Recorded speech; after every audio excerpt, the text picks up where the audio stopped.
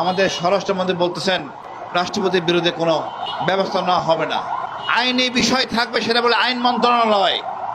স্বরাষ্ট্রমন্ত্রী কেন বলবে? আমি তো দেখতে পাচ্ছি স্বরাষ্ট্রমন্ত্রী জনগণের বিপক্ষে, এই বিপ্লবের বিপক্ষে। বিএনপির মধ্যে যদি কোনো সমস্যা থাকে সেটা হলো স্বরাষ্ট্রমন্ত্রী, পরিষ্কার। এবং এই স্বরাষ্ট্রমন্ত্রী বিএনপিকে ডুবাবে। আপনি দেখেন, দল গঠন হওয়ার পর পর উনি বানিয়ে দিচ্ছেন একটা আদেশ, প্রধানমন্ত্রীর অবর্তমানে উনি হবেন প্রধানমন্ত্রী। পৃথিবীর ইতিহাসে এরকম বর্তমান নাই। আমি মনে করি বিএনপি একটু কঠিন হন, প্রধানমন্ত্রী আপনি একটু নিয়ন্ত্রণ করেন স্বরাষ্ট্রমন্ত্রীকে। জনগণের কাতারে আছে, সবাই আছে, কেউ কথা বলে না, উনি কথা বলে।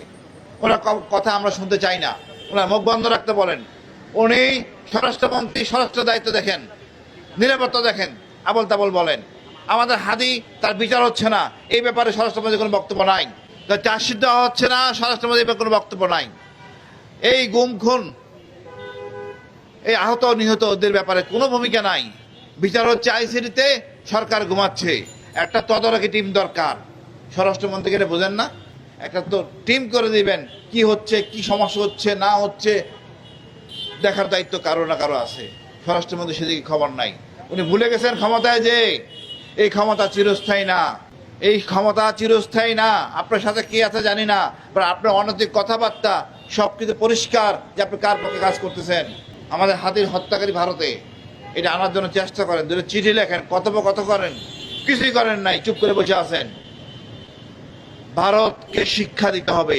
আমার অপরাধী সে রাখছে, ভারত যেন মনে রাখে তার অপরাধীকেও আমরা রাখবো, যদি সসম্মানে হাদির হত্যাকারী ফেরত না দেয়। আমাদের অনেক সুযোগ আছে, আমরা যখন মাথা উঁচু করে দাঁড়াচ্ছি, ইনশাল্লাহ দাঁড়াবো। আমি ফুটপাতে চলে আইছি, আমার সাথে সবাই আছেন, আপনারাও আছেন। ইনশাআল্লাহ আমরা বিজয় হবে, জনগণের সরকার হবে, জনগণের চেতনায় বাস্তবিত হবে। বিএনপি আমাদের সাথেই থাকবে। বাংলাদেশ জিন্দাবাদ, আজাদ পার্টি জিন্দাবাদ। ধন্যবাদ আপনার সবাইকে। আসসালামু আলাইকুম। প্রত্যেকটি শক্তিকে জুলাইয়ের ফ্যাসিবাদ বিরোধী শক্তি হিসাবে মূল্যায়ন করে আগামীর বাংলাদেশকে নেতৃত্ব দিতে এমন একজনকে আমরা রাষ্ট্রপতি দেখতে চাই।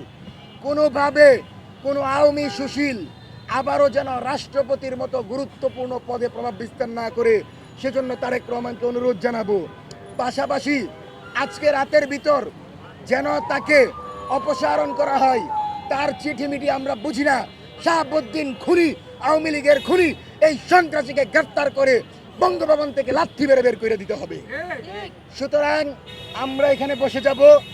আমরা দাবি জানাচ্ছি যে কোনো মূল্যে তাকে অপসারণ করে জুলাই গণহত্যার দায়ে, জুলাই গণহত্যায় সম্পৃক্ত থাকায় এবং দীর্ঘ 16 বছর আওয়ামী ফ্যাসিবাদের পৃষ্ঠপোষক থাকায় চুপ্পুকে গ্রেফতার করতে হবে। গ্রেফতার ছাড়া, চুপ্পুর বিচার ছাড়া যদি কোনো ধরনের সেফ এক্সিট দেওয়া হয়, তারেক রহমানের সরকার কিন্তু জুলাইয়ের বিরুদ্ধে অবস্থান নেবে। আপনি মনে রাখেন, জুলাই জনতা এখনো রাজপথে আছে। বাংলাদেশের জনগণ চায় না যে এই সরকার কোনো ফ্যাসিবাদের পৃষ্ঠপোষককে সেফ এক্সিট দেয়। কারণ সেফ এক্সিট পেয়েছে হাসিনা, সেফ এক্সিট পেয়েছে কাদের।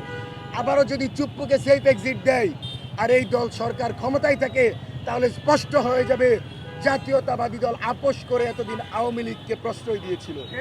সুতরাং জাতীয়তাবাদী দলের সুমহান আদর্শ কোনোভাবেই যেন বুলণ্ঠিত না হয় এবং বাংলাদেশের স্বাধীনতা সার্বভৌমত্ব রক্ষার জন্য চুপ্পুকে আজকের মধ্যে গ্রেফতারের দাবি জানাচ্ছি।